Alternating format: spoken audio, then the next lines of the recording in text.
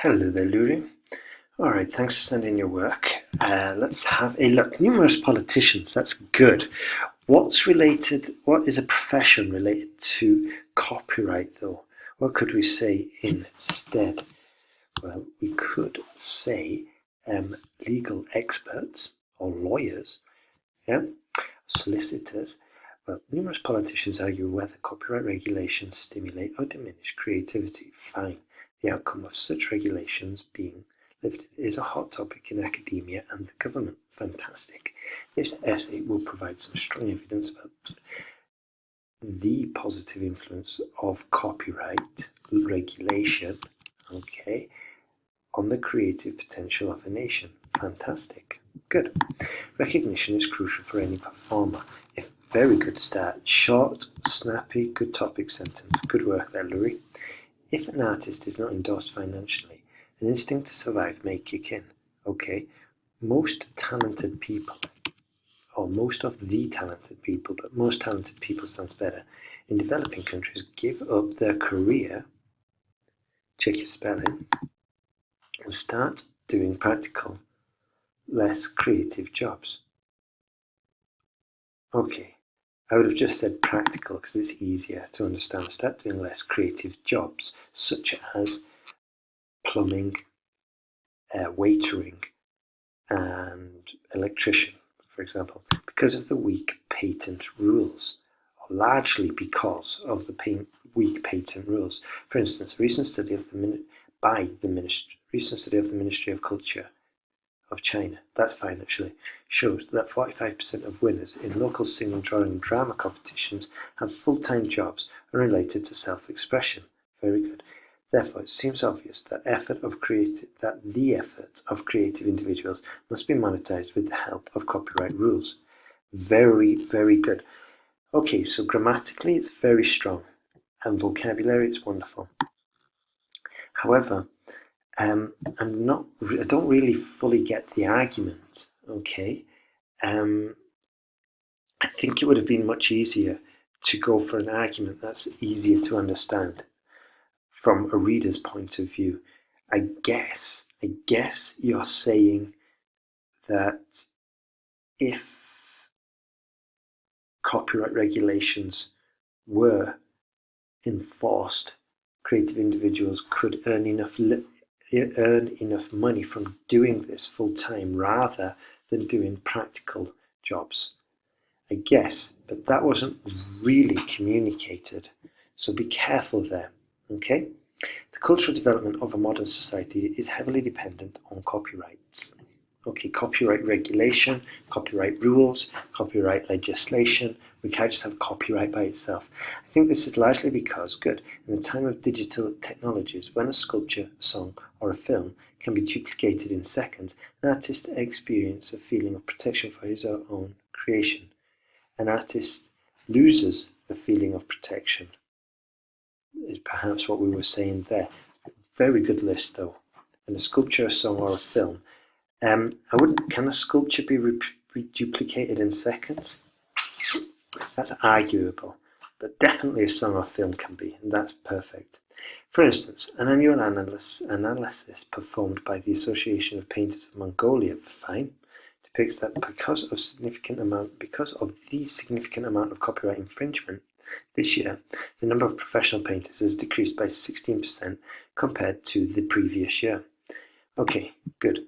Consequently, if a society would decide to completely lift the personal right regulations, creative individuals would abandon the idea that art is significant. Okay.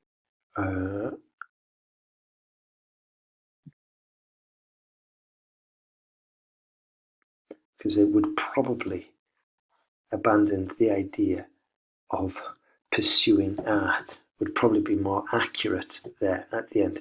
To conclude, from the given examples, I firmly believe that the creative part of most nations highly benefits from copyright laws, and neglecting them can lead to the extinction of art. Good.